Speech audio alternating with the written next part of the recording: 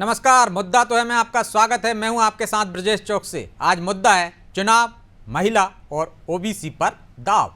जी हां, मध्य प्रदेश में चुनाव का प्रचार जोर शोर से चल रहा है। बीजेपी और कांग्रेस के दिग्गज पूरी ताकत झोंक रहे हैं। रविवार को खंडवा में पीएम मोदी ने हुंकार भरी तो धार में प्रियंका गांधी बीजेपी पर जमकर बरसी।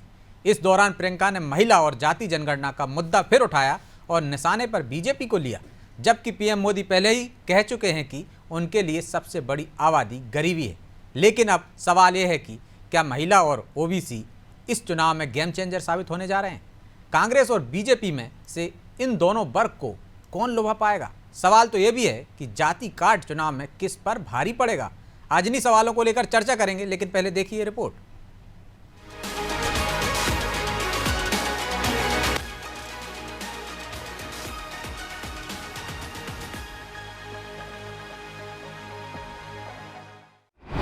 धार में प्रियंका की हुंकार, बीजेपी पर किया जोरदार वार, महिलाओं और जातीय जनगणना पर घेरा, अभी और चढ़ेगा सियासी पारा। धार में प्रियंका गांधी ने बीजेपी को आड़े हाथों लिया। कांग्रेस के लिए प्रचार करने एमपीआई प्रियंका ने बीजेपी की योजनाओं के बहाने उस पर जमकर वार किए। उनकी कोशिश महिला वोट बैंक को साधने की दिखी।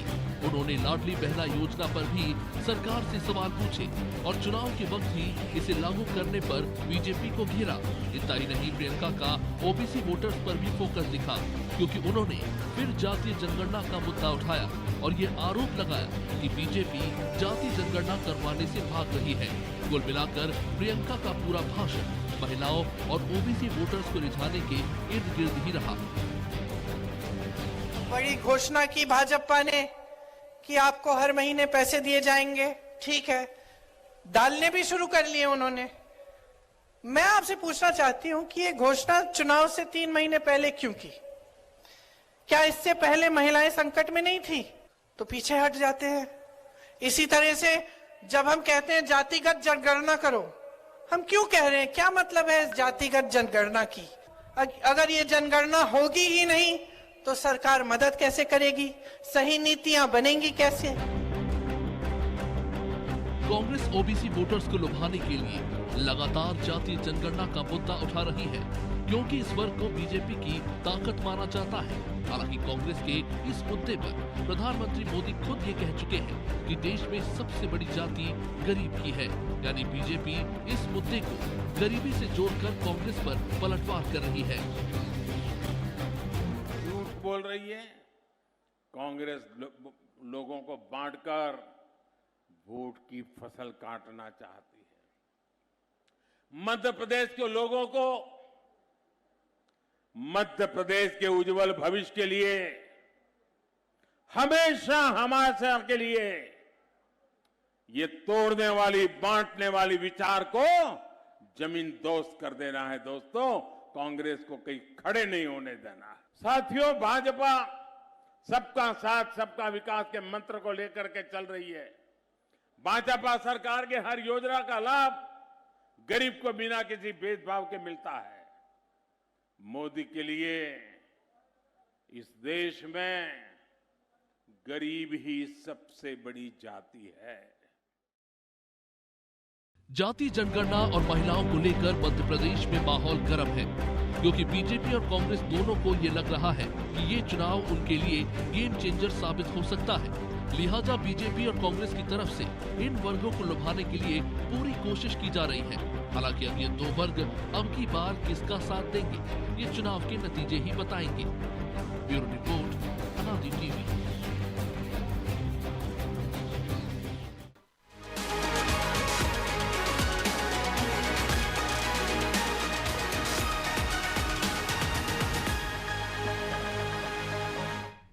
तो इस मुद्दे पर चर्चा के लिए हमारे साथ जुड़ गए हैं सचिन वर्मा, बीजेपी प्रवक्ता हैं, फराह मुनीर खान, कांग्रेस प्रवक्ता हैं, और राजीव खंडेलवाल, वरिष्ठ पत्रकार। तीनों मेहमानों का बहुत बहुत स्वागत है।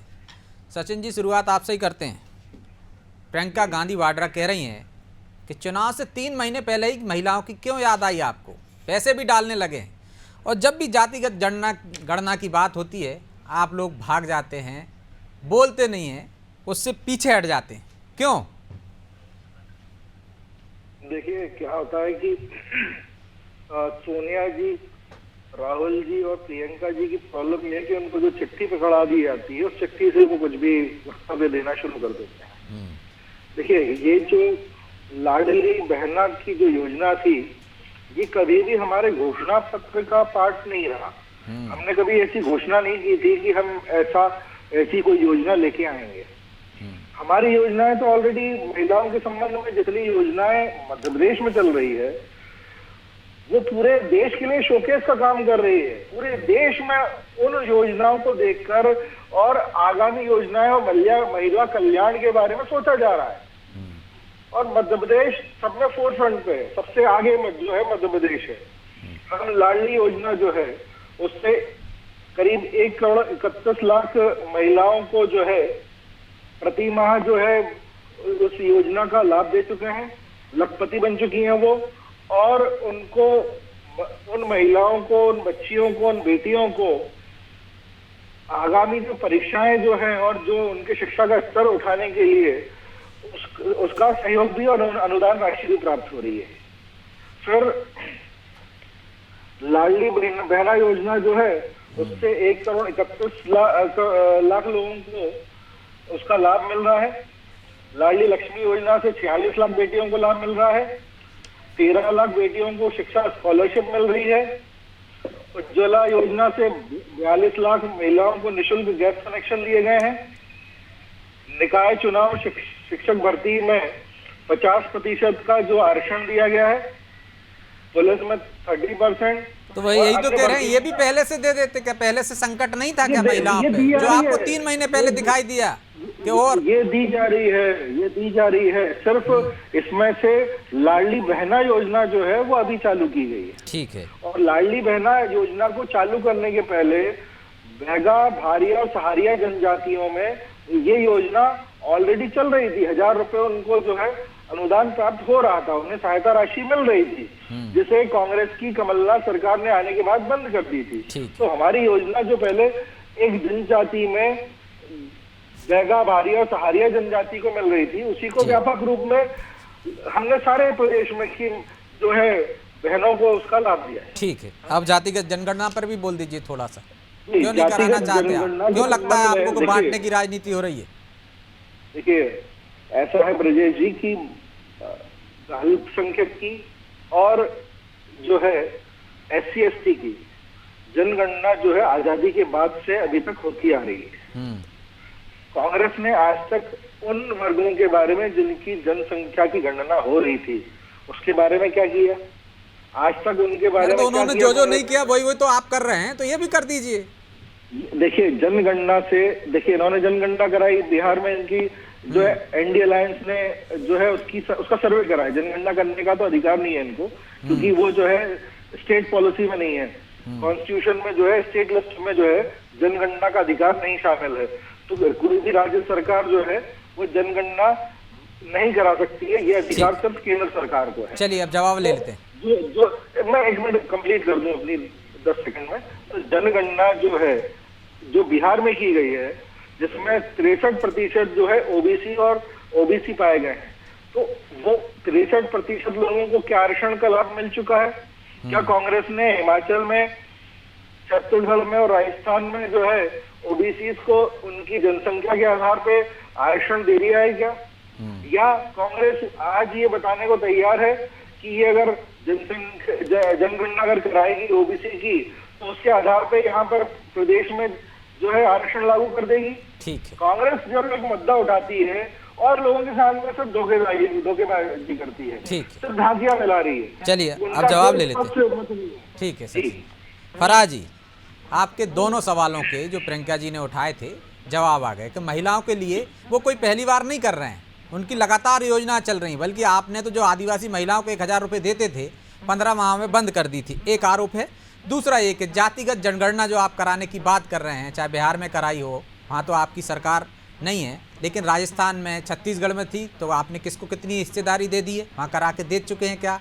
सिर्फ बंटवारे की राजनीति कर रहे हैं, वोट बांटकर आप एक तरह से सत्ता में आना चाहते हैं। मोदी कह रहे हैं सबसे बड़ी गरीबी है आबादी। तो देखिए, बांटने का काम तो भारतीय जनता पार्टी हमेशा से करती आई, चाहे धर्म के नाम पर हो, जात के नाम पर हो, या किसी भी तरह जहाँ भी इनको फूट डालो, राजनीति करो वाला जो अंग्रेजों का जो ज्ञान था वो इन्होंने ले लिया है और उसी के आधार पर ये आज तक राजनीति करते आए हैं। सचिन जी ने काफी सारी चीजें बोली। मैं इनसे पूछना चाहती हूँ कि अगर महिला उत्थान के लिए जो लोग खुद महिलाओं का उत्पीड़न करते हैं वो महिला उत्थान की बात करते हैं तो बड़े आश्चर्य की बात होती है। और महिला उत्थान के लिए अगर आपने बड़े दावे किए, यहाँ बैठकर अभी काफी देर तक आप बोलते रहे, अगर इतना कुछ आपने किया है तो आज मध्य प्रदेश पूरे देश में महिला अपराधों में नंबर 1 पर क्यों है? क्यों आज कुपोषण में मध्य प्रदेश नंबर 1 पर? रोजाना के 18 से आप, मैंने आपको नहीं टोका था, मैंने पूरा सुना। रोजाना लगभग 18 से ज्यादा महिलाओं के बलात्कार प्रदेश में हो रहे हैं और 12 से ज्यादा उसमें नाबालिग बच्चियां होती हैं। ह्यूमन ट्रैफिकिंग में मध्य प्रदेश नंबर 1 पर है। इसके अलावा आपके कैलाश विजयवर्गीय जो है वो आधुनिक वस्त्र अगर महिलाएं पहनती हैं तो उनको शूर्पणखा बोलते हैं। आपके नरोत्तम मिश्रा अपनी ही महिला सांसद के लिए बोलते हैं कि हमने हेमा मालिनी को नचा दिया। आपके कैलाश विजयवर्गीय पर सामूहिक बलात्कार का केस कोलकाता में दर्ज है, आप उसकी जानकारी निकाल लीजिए। पन्ना में आपके खुद के कार्यकर्ता अपनी ही बेटी का बलात्कार करते हैं। जबलपुर में आपके नेता अपनी ही पत्नी का जो लव मैरिज उन्होंने की थी उसकी हत्या कर देते हैं, सना खान की। अंकिता भंडारी पर उसका ही पति गोली चला देता है। तो महिला विरोधी पूरी की तरह पूरी आप ही है, आपकी सरकार पूरी तरह से महिला विरोधी है। अब आरक्षण की बात कर ले तो आरक्षण तो सबसे पहले ओबीसी आरक्षण हो चाहे महिला आरक्षण हो, सबसे पहले कांग्रेस सरकार ने लाने का काम किया और सबसे पहले विरोध आपकी सरकार ने किया। 2011 में जब हम महिला आरक्षण लेकर आए, 33% आरक्षण की बात की, तो उसको जब राज्यसभा में आपने लोकसभा में पास नहीं होने दिया, राज्यसभा में वो जैसे तैसे पास हुआ, तो लोकसभा में सबसे पहले विरोध करने का काम आपकी पार्टी ने किया। अब आप लेकर आए हैं, सिर्फ आप उनको ये एक लॉलीपॉप दिखा रहे हैं वोट बटोरने के लिए। आपने आज तक नहीं बताया कि ये आप अप्लाई तो अभी से लागू कीजिए ना। हमारे नेताओं ने तो पूरी तरह स्वागत किया आपके इस निर्णय का। उन्होंने बोला कि आप लेकर आए तो इसी चुनाव से लागू कीजिए। आपने क्यों नहीं किया? आप क्यों घुमा रहे हैं कि 2029 में होगा या उसके और अगले 5 साल बाद आरक्षण लागू होगा? तो महिलाओं को बेवकूफ बनाने का काम आप करते हैं। महिलाओं को, चलिए आपके दोनों सवालों का जवाब ले लेते हैं। जूझ रही है। उज्ज्वला योजना का भी आपने नाम लिया था। उज्ज्वला योजना में 22 लाख महिलाओं ने रजिस्ट्रेशन हुआ था, उसमें से 44 लाख महिलाएं ऐसी हैं जिन्होंने एक बार से दूसरी बार सिलेंडर भरवा ही नहीं पाई और 18 लाख ऐसी जिन्होंने एक आध बार भरा लिया, उसके बाद दोबारा भरवा ही नहीं पाई। आपने उनका 1600 रुपये उसके नाम पे भी वो डकार गई आपकी पार्टी। गैस सब्सिडी आज तक किसी को नहीं मिली है। और आप जो आदिवासी महिलाओं की जो 1000 रुपए की कोई योजना घोषणा की बात कर रहे थे, वो सिर्फ घोषणा थी, वो योजना कभी भी लागू नहीं हुई। जब लागू हुई नहीं थी तो कमलनाथ सरकार बंद कैसे करेगी? ये कोरा झूठ आपने यहाँ बैठकर बोला। हाँ, ओल्ड पेंशन योजना, जो पेंशन के जो हमने 300 से 600 रुपए किए थे कमलनाथ जी ने, ऐसे बहुत सारे मुद्दे हैं आपके, उसको जरूर आपने बंद उन पर जवाब ले लेंगे, जवाब ले लेते हैं अमित जी से। लेकिन पहले राजीव जी से एक कमेंट्स ले लेता हूँ। सचिन जी, फिर मैं लौट रहा हूँ आपके पास। क्या चुनाव जिस मुकाम पे है आज की तारीख में, महिला ओबीसी दो ही ऐसे मुद्दे हैं जो गेम चेंजर साबित हो रहे हैं, या दोनों पर दाव क्यों लगा रहे हैं राजनीतिक दल? ब्रजेश जी नमस्कार। नमस्कार। आपकी बात का जवाब दूं उसके पहले, जो लाडली बहना योजना के संबंध में प्रियंका जी ने कहा ये 3 चुनाव के 3 महीने पहले क्यों लागू की गई, इसी का काउंटर क्वेश्चन है कि कमलनाथ जी ने भी घोषणा की लाडली बहना के जो 1500 रुपए देने की, वो क्या जब वो मुख्यमंत्री थे तब घोषणा की गई? ये हर पार्टी चुनावी समय करती है। पहली बार जब आप खुद कांच के घर में तो दूसरों में किया है और कर्नाटक में किया है हमने ऑलरेडी। दूसरी बात, आपने ओबीसी की बात की। निश्चित रूप से ओबीसी एक इस समय देश की राजनीति एक बड़ा मुद्दा है, लेकिन ओबीसी का जो आधार है, जनगणना का जो आधार बताया गया है, जिसकी जितनी संख्या उसकी उतनी भागीदारी, मतलब जितनी ओबीसी संख्या होगी उतनी भागीदारी होगी। मैं दोनों पार्टियों से पूछना चाहता हूं कि महिलाओं की जनसंख्या 50% है। इस पार्टी ने घोषणा की है कि हम 50% की भागीदारी राजनीतिक क्षेत्र से लेके जीवन के प्रत्येक क्षेत्र में करेंगे। जब आप 33% का रिजर्वेशन संसद में लाते हैं, दोनों पार्टी उसमें सहमत होती हैं, तब वहां पे 50% आरक्षण की बात कोई व्यक्ति नहीं करता है, जो ये कहते हैं कि जिसकी संख्या उसकी उतनी भागीदारी। तो यह भी पार्टी का राजनीतिक पार्टियों का दोहरा चरित्र है, ये बहुत क्लियर कट है। तीसरी बात जो आपने महिलाओं की मैंने बता ही दिया, और ओबीसी की बात मैंने अब कह दी। तीसरा आपका मुद्दा कौन सा है, मैं सुन नहीं ये जानना चाह रहा था, दोनों पर जोर क्यों दे रहे हैं? क्या इस चुनाव में ये गेम चेंजर साबित होने वाले हैं दोनों मुद्दे, इसलिए धार दी जा रही है? नहीं, ये गेम चेंजर दोनों पार्टियां इसको बनाना चाहती हैं, पर क्या जनता इतनी बेवकूफ है? मेरा ये प्रश्न है कि दोनों पार्टियां जब जिस मुद्दों को, चलिए अब सचिन जी से ले लेता हूं जवाब, फिर मैं फराजी के पास जाऊं। खुद अटल नहीं है, वो मुद्दा उनके सामने खुद स्पष्ट नहीं है। वो आधार, जिसके आधार पे वो बात करना चाहते हैं, जनता के बीच जाना चाहते हैं, वो आधार को खुद ही वो लागू नहीं कर रहे हैं। पार्लियामेंट में दोनों पार्टियों ने एक समान रोल अपनाया है। ठीक है राजीव जी, समय कम है, जवाब नहीं आ पाएगा। फिर सचिन जी, एक तो जो सवाल राजीव जी ने उठाया है, तब क्यों बात नहीं की जाती, 50% भागीदारी क्यों नहीं दी जाती महिलाओं को? और दूसरी बात जो फराजी ने उठाई है कि अपराध में नंबर 1 है, महिलाओं के मामले में अपराध गिनाए, क्या आपके नेताओं ने किस तरह महिलाओं पर अत्याचार कर रखे हैं, मामले दर्ज हैं? दीजिए जवाब। जब इतना ही सब कुछ आपने किया है तो महिलाओं की स्थिति ऐसी क्यों मध्य प्रदेश में? देखिए, पहली बात 50% जो आरक्षण की जो बात है, तो आज की स्थिति में यह है कि कोई आरक्षण नहीं था, तो आज उसको 33% तक लागू करने की बात है। तो ये हमने कोई उसकी मैक्सिमम लिमिट या कोई कैप थोड़ा लगा दी है कि इससे आगे नहीं बढ़ेगा। बिल्कुल, आगे चलकर पहले इतना तो कर दीजिए, ये भी आपकी जुमलाबाजी हुई है इसमें भी। फराजी, फिर आपका भी समय आने वाला। अगर कोई वहां उस बिल पे आपत्ति थी तो आप संशोधन प्रस्ताव ला सकती थी। आपने अपने अधिकारों का उपयोग नहीं किया, और अब यहाँ पर क्या है कि जवानी जो है बातें करने का कोई मतलब नहीं निकलता है ना। तो जो आपके अधिकारों का उपयोग तो आप कर नहीं पाते हो कभी। अच्छा, अब जहां तक जो है ओबीसी जो है आरक्षण की जो बात है, तो काका कालेलकर का जो आयोग बना था, और उसके बाद में जब मंडल कमीशन की रिपोर्ट आई, तो 11 साल जो जब तक कांग्रेस की सरकार रही, तब तक इन्होंने उस रिपोर्ट को कभी टेबल पे नहीं रखा और उस रिपोर्ट के बारे में कोई निर्णय लिए नहीं। जब वीपी सिंह की जो भाजपा की समर्थित जब सरकार आई, तब मंडल कमीशन की रिपोर्ट को जो है स्वीकार किया गया। उसके बाद में जो है पिछड़ा वर्ग आयोग को जो है संवैधानिक दर्जा भी जो है वो मोदी सरकार में दिया गया है। तो कभी भी कांग्रेस जो है, कांग्रेस की नीयत ओबीसी के समर्थन में कभी नहीं रही। ठीक, आज की डेट में अगर इनके कांग्रेस के जितने प्रत्याशी हैं उनकी गिनती कर ली जाए, तो ओबीसी को ज्यादा जो टिकट है वो भाजपा ने दी है। ठीक है, अब जो आपके नेताओं पर आरोप लगे हैं कि महिलाओं के वेशभूषा पर वो आपत्तिजनक टिप्पणियां करते हैं, उसका भी जवाब दे दीजिए। जिस बात को जिस तरीके से बोला गया है, उसका उस तरीके से उसका मतलब निकाला जाना चाहिए। अब उन्होंने किस कंटेस्ट में बोला था, और जो आज मेरी मित्र कांग्रेस की हैं वो उसको किस तरीके से कोट कर रही है, अलग बात है। अब इनके जो पूर्व मुख्यमंत्री हैं, कभी किसी को टंचमाल बोलते हैं, कभी किसी को हटम बोलते हैं। आप एक्सप्लेन कर दीजिए, आप एक्सप्लेन कर दीजिए कि बच्चियों को शूर्पणखा किस संदर्भ में बोला था कैलाश विजयवर्गीय ने, इसको आप एक्सप्लेन कीजिए। और कैलाश विजयवर्गीय ने कोलकाता में सामूहिक बलात्कार किया था, इसको भी प्रत्याशी है, उन पे महिला दुष्कर्म के आरोप है। तो फराजी, आरोप तो दोनों तरफ लग रहे हैं। मैं आपको जवाब देती हूँ, पहले आप मेरा जवाब तो दीजिए।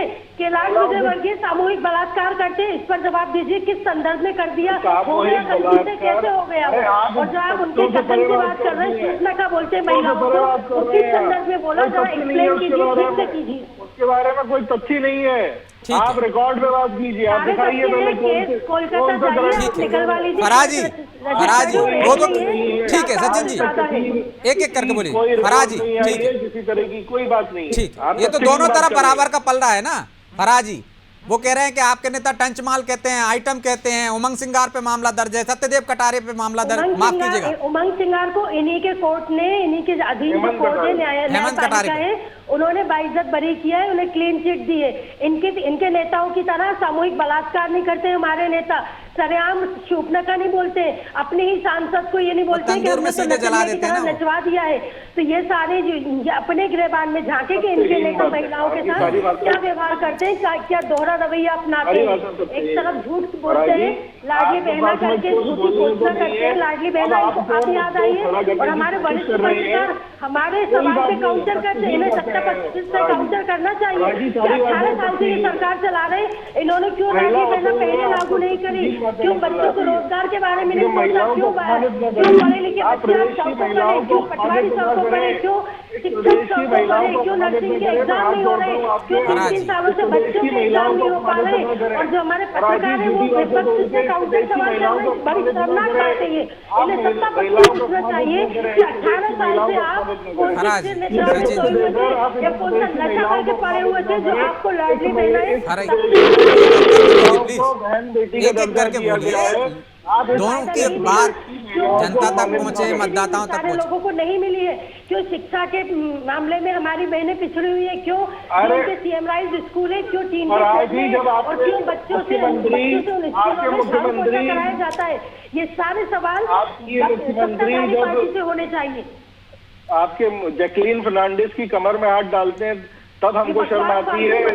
कमर में हाथ डालते क्या करते हैं? आप कैलाश विजयवर्गीय का बता दीजिए, क्यों सामूहिक बलात्कार करते हैं, क्यों आपके नेता अपनी पत्नी की हत्या करते हैं, क्यों अंकिता भंडारी को उसके पति ने गोली मारी, और तो आपका सबसे शर्मनाक, आपका पन्ना का। माफी चाहता हूँ, समय की बाध्यता है इसलिए चर्चा को यहीं विराम देना होगा। आप तीनों मेहमानों का बहुत बहुत धन्यवाद।